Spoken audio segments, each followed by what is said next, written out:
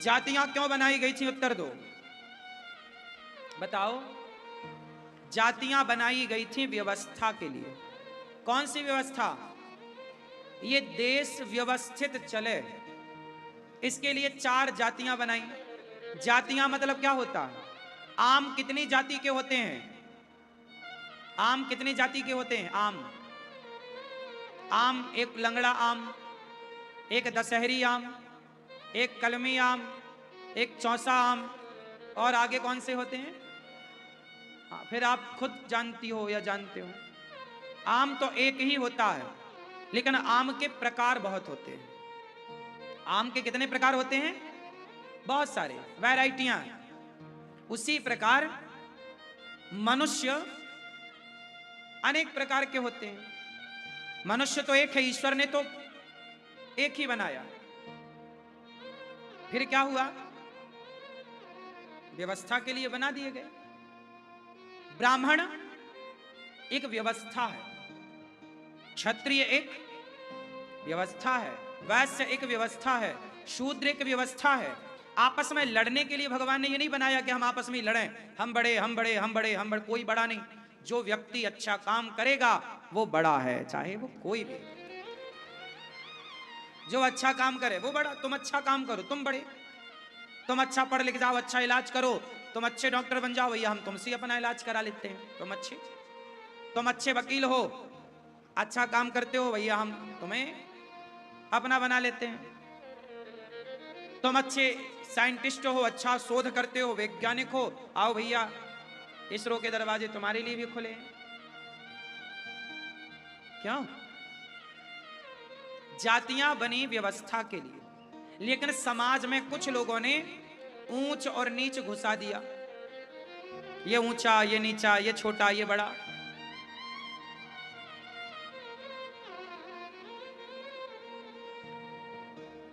इसलिए हम आपसे एक बात बार बार कहते हैं कि जातियों के नाम पर इस देश को बंटने मत दीजिए। देखो, आज के इस कलिकाल में, आज के इस समाज में ये दास अनिरुद्ध जो कर रहा है, वो समाज को क्या मैसेज जा रहा है? कि गौरी गोपाल में कोई जातवाद नहीं है। कोई कह सकता है गौरी गोपाल में माताएं रहती हैं, सब जातों की रहती हैं, हर जाति की मां, मैं सबके पांव दबाता हूं, हर मां के साथ एक सब व्यवहार, एक से प्रेम से पेश आता हूं, कोई भेद नहीं यहां पर। हमने तो अपनी तरफ से भेद मिटा दिया। हम तो जाएंगे भगवान के पास मरकर तो मुंह दिखाएंगे भगवान को, देखो हम लड़े नहीं जातियों के नाम पर। आप दिखा पाओगे मुंह? आप तो नीच ऊंच कहते रहे लोगों को, तेरे को नहीं छुएंगे, तेरे को ये नहीं करेंगे। हमने तो मुंह दिखाने के काबिल अपने आप को बना लिया है। आप भी बना लीजिएगा अपने को मुंह दिखाने के काबिल। कहीं जातियों के नाम पर लड़ करके भगवान कहेंगे क्यों? हमने तुझे भेजा इसलिए कि तू लड़ने भेजा है आपको विधाता ने, कि जाओ किसी को बेवजह मारो, बेवजह तड़पाओ, बेवजह परेशान करो, तेरी जाति ये, तेरी जाति वो। एक बात बताओ, ये पैसा है? बोलो हाँ, बोलो हाँ। किसका है ये? बोलो, आपके जेब में जो पैसा वो किसका है? किसका? आपके जेब में जो पैसा किसका है?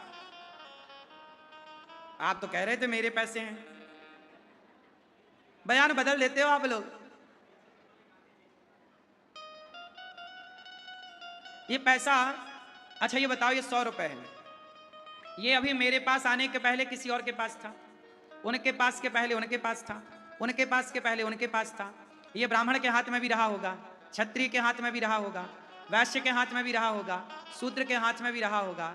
जब पैसा शूद्र के हाथ से आप लेने में हिचकिचाते नहीं हो, तो शूद्र के हाथ से पानी लेने में क्यों हिचकिचाते हो?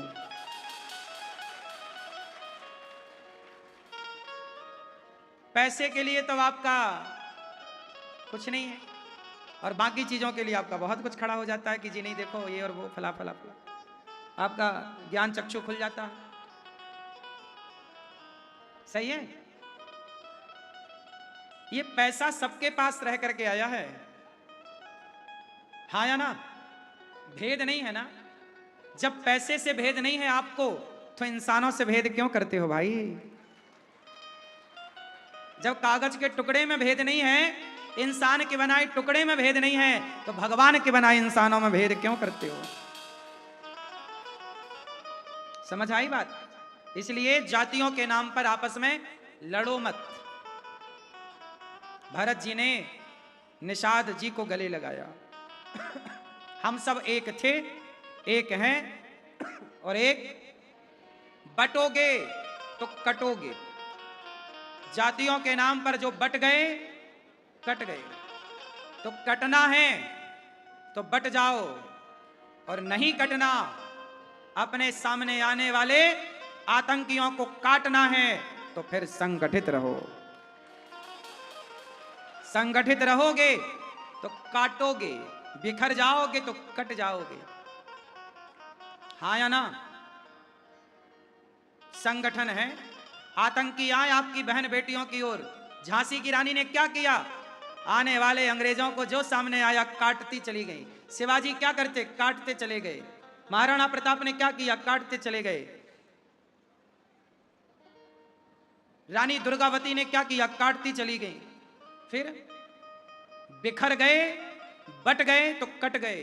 संगठित रहोगे तो सुरक्षित रहोगे। इसलिए भगवान राम ने जंगल में बंदर भालुओं की सेना को संगठित किया, जोड़ा। क्या किया? संगठन में ताकत है कि नहीं? राम ने भी बंदर भालुओं का संगठन बनाया, नहीं बनाया? और बना करके रावण की लंका पर चढ़ाई कर दी। जीत गए कि नहीं? अरे राम संगठित थे तो जीत गए। रावण अपने भाई के साथ संगठित नहीं था, इसलिए हार गया।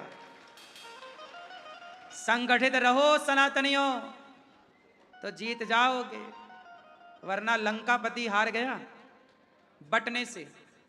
रावण का भाई बट गया ना, हाँ या ना? फिर संगठित रहो। पांडव कितने भाई हैं? संगठित हैं कि नहीं?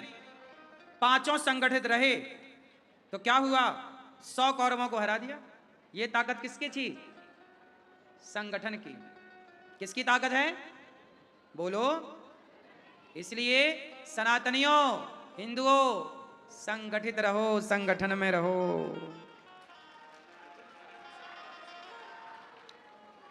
अभी